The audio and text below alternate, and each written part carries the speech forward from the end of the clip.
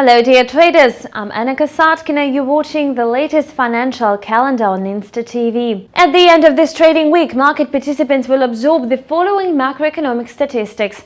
On Thursday, the UK's Office for National Statistics will unveil the final estimates of the GDP growth rate for the first quarter.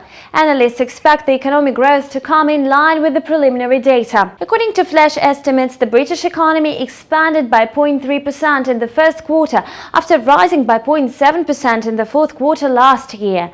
It was the lowest pace of growth in a year. In annual terms, the UK's economy advanced by 2.1%. The growth decelerated as the services sector, which contributes about 79% to the total GDP volume, has weakened. It rose by just 0.3%, falling to the lowest level since early 2015. The activity in the services sector was sluggish as the retail, hotel and restaurant spheres posted dull results.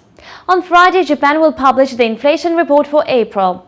Economists expect the consumer price index to add 0.4% in annual terms. In March, the headline inflation in Japan was up by 0.2% versus 0.3% in February. At the same time, the national core CPI, the indicator which is monitored by the Bank of Japan and excludes fresh food costs, rose by 0.2% in March for the third month in a row. At the same time, consumer prices excluding the cost of food and energy decreased by 0.1% in March, which was the first decline since July 2013 when the Bank of Japan introduced stimulus measures in order to defeat deflation.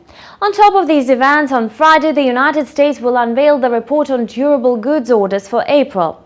The consensus forecast calls for a fall of 1.5% from the previous month. In March, the durable goods orders increased by 0.7% from February. Meanwhile, economists expected a rise of 1.3%. The February's estimates were revised upwards to 2.3% from 1.8%. The durable goods orders excluding transportation declined by 0.2% in March. At the same time, the new orders for non-defense capital goods excluding aircraft were up by 0.2% in March.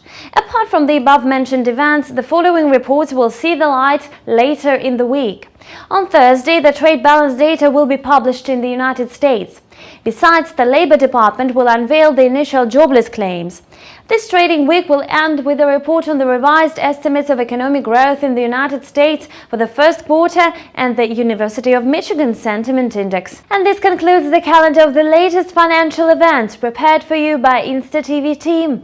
Thanks for watching and see you back soon. Bye.